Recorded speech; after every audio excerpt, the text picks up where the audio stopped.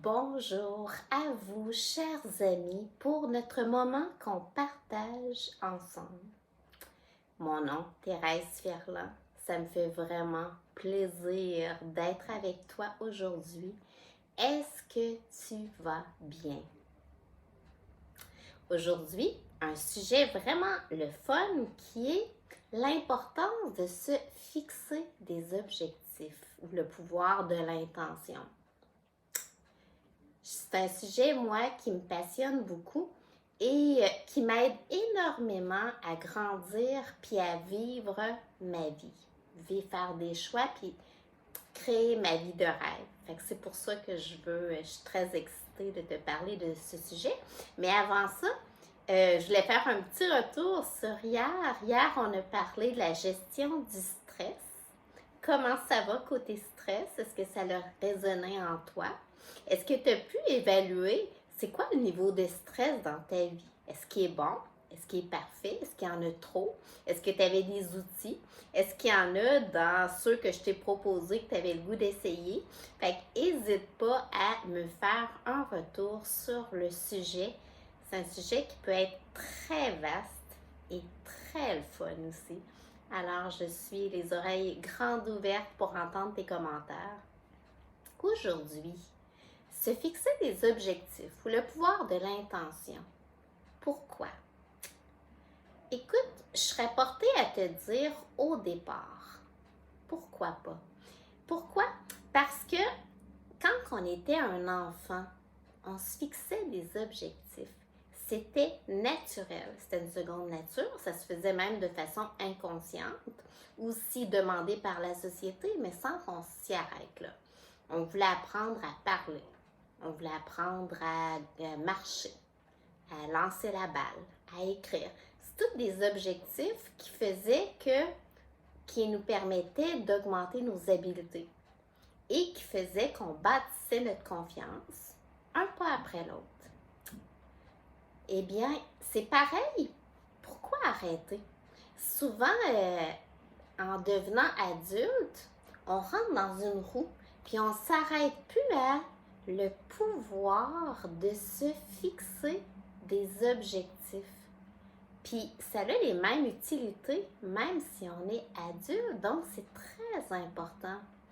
Moi, là, je vois ça tellement gros dans le sens beau. Dans le sens que c'est une grande richesse que de pouvoir se fixer des objectifs. C'est comme de dire, j'ai la liberté de choisir ma vie ou de choisir des choses pour moi qui sont importantes, de tenir compte de mes besoins. Donc, la liberté de choisir. Écoute, je ne sais pas pour toi, là, pour moi, c'est une énorme richesse. Puis on l'a. Grande richesse qu'on a. Puis que je savoure, moi, jour après jour. J'ai la liberté de choisir et j'ai la liberté de penser. Fait que de se fixer des objectifs, entre autres, ça permet de choisir sa vie, se prioriser, s'arrêter à c'est quoi mes besoins pour tenir compte de tes besoins, c'est quoi mes désirs, c'est quoi mes valeurs. Puis à partir de ça, te fixer des objectifs pour grandir dans tout ça, de pouvoir acquérir des habiletés qui vont faire que tu vas avoir encore plus de bien-être, plus de plaisir, plus d'habileté, plus de confiance. Fait que tu vois-tu comment que ça a un impact d'avoir toujours un objectif. Puis, tu sais, moi, j'ai un style de vie que je crée. Donc, souvent, il y a beaucoup d'affaires qui ne sont pas tracées d'avance. Eh bien, puis la liberté, c'est dans mes 4 valeurs principales. Alors, le fait de me fixer un objectif, d'avoir des intentions claires, ça me permet justement de garder cette liberté-là d'avancer dans la direction que je choisis. Alors, c'est vraiment, vraiment cool. C'est se fixer un objectif, c'est essentiel finalement pour garder une belle estime de soi et pour pouvoir continuer de grandir. Et tu sais comment que, je te répète souvent, c'est important de grandir parce que de grandir permet de continuer de faire flot avec la vie. Donc, de ne pas arrêter de vivre pour exister, de continuer de te sentir totalement vivant. Alors, se fixer des objectifs, c'est un des outils pour l'atteindre. Maintenant, si on regarde un petit peu, ça pourrait ressembler, ce serait quoi les étapes pour se fixer un bel objectif? Ce serait premièrement de choisir un objectif, j'ai bien dit. Donc, c'est une décision. Tu le fais parce que tu as le goût. Personne t'oblige, donc tu vois, c'est un choix. Déjà, l'état d'esprit en partant, c'est positif. Ensuite, cet objectif-là, il est bon pour toi. Donc, tu ne le fais pas pour quelqu'un d'autre. Ça te permet de déjà t'arrêter à tes besoins, tes valeurs, qu'est-ce qui est important pour toi? Qu'est-ce qui te permet de briller, de mettre à contribution ton unicité ou qu'est-ce que tu aimerais pour le futur? Parce que tu sais que notre futur, on le bâtit à partir d'aujourd'hui.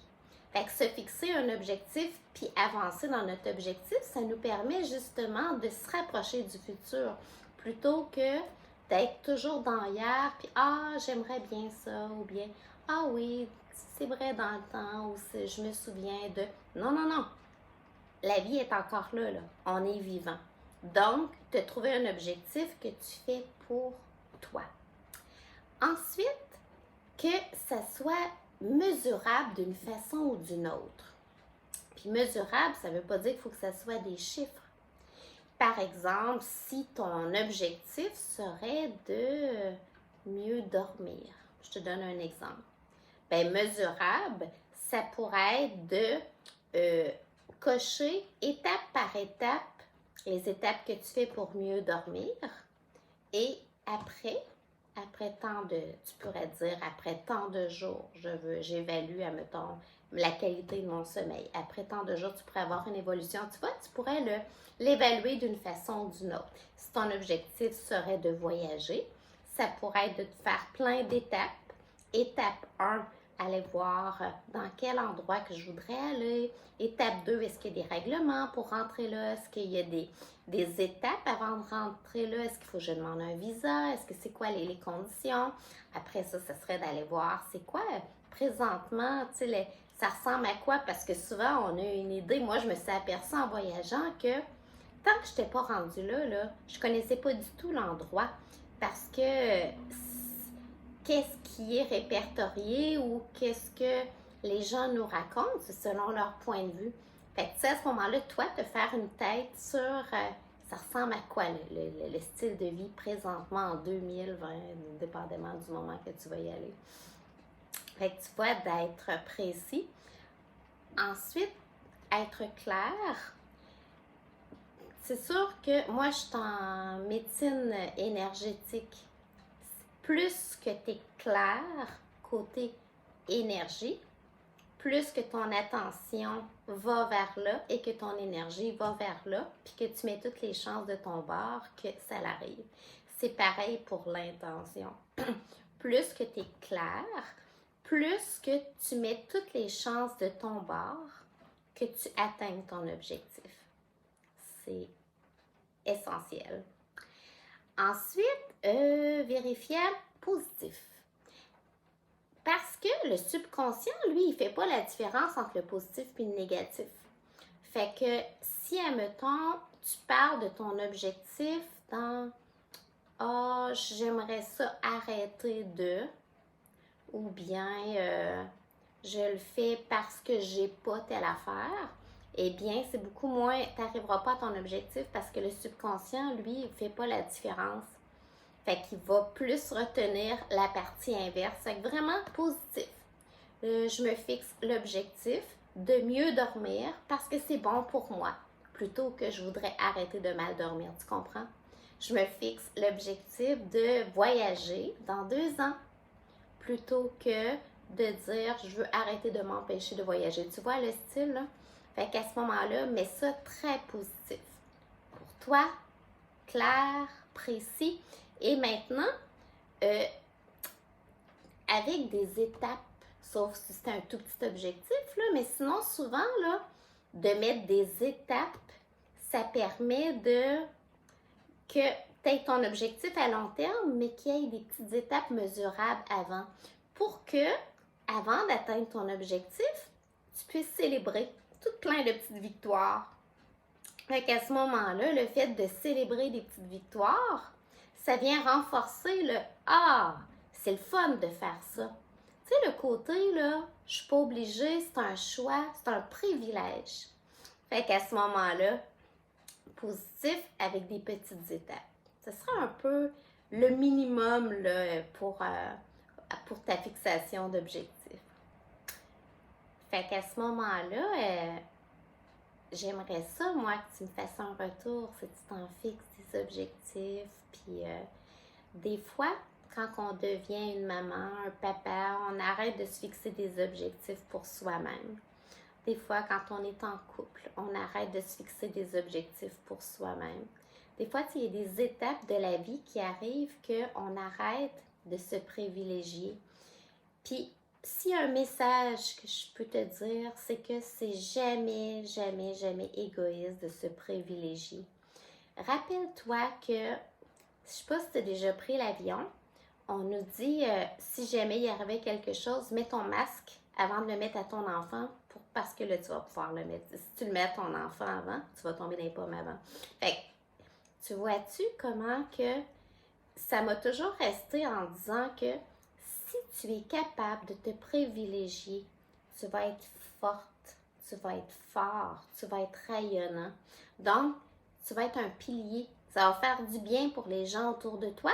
C'est comme si ça leur donne le goût de faire pareil aussi, ça leur donne le goût de se prioriser.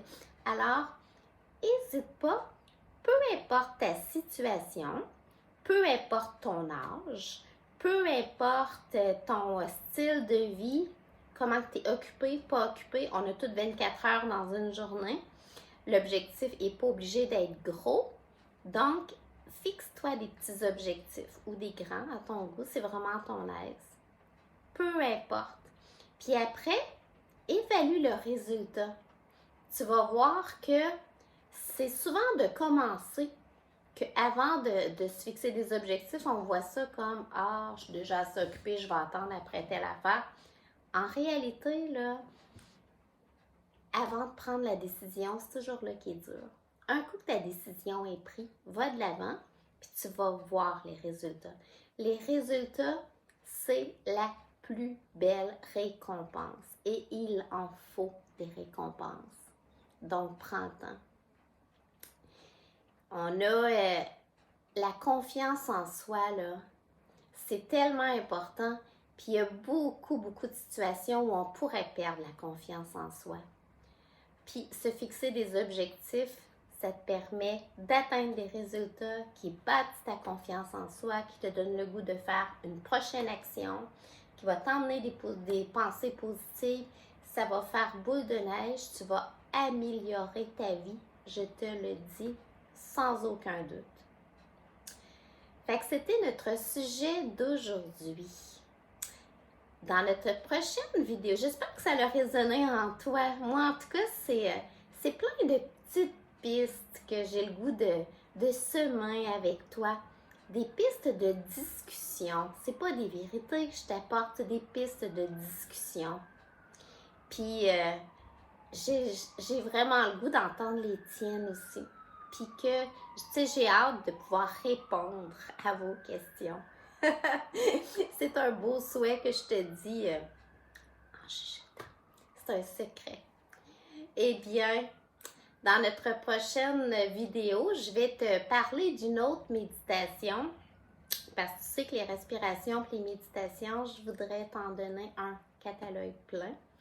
Celle-là, elle est tirée du yoga Kundalini et son impact, tu sais, quand on dit le pourquoi, c'est un objectif, c'est un peu dans la même famille que se dire pourquoi que je fais cette méditation-là.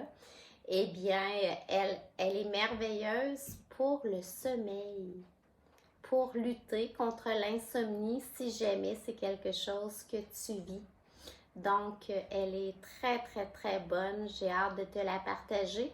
Puis c'est sûr et certain que je vais reparler du sommeil à un moment donné parce que, mon Dieu, qu'il y a beaucoup de gens qui dorment pas bien. Puis mon Dieu, que c'est facile de pas bien dormir puis de s'habituer à pas bien dormir. Puis à pas voir tous les dégâts que ça l'emmène, autant au niveau physique, mental, émotionnel, tout. Fait qu'à ce moment-là, la prochaine vidéo, c'est vraiment la méditation sur ça, mais c'est le début d'une belle aventure, parler du sommeil pour que ça devienne une priorité pour toi, parce que ça devrait être un besoin à combler qui est aussi important que tous les autres besoins primaires. Imagine. C'était mon propos d'aujourd'hui. Je te souhaite la plus belle des journées. Je te souhaite la meilleure des nouvelles journées de ta vie. Je te souhaite d'apprécier toutes les facettes de ton diamant, de savourer ta vie parce qu'on a la chance et le privilège d'être en vie aujourd'hui. On a le privilège d'avoir la liberté de penser. Personne ne peut nous l'enlever. On a le privilège de avoir la liberté de faire des choix aussi. Fait que je t'invite à méditer sur le sujet et à me faire un retour et de savourer, profiter. Pour mon cas, j'ai savouré ce moment que j'ai passé en ta compagnie. De mon cœur à ton cœur, Thérèse Ferland, passionnée de la vie et des beaux humains.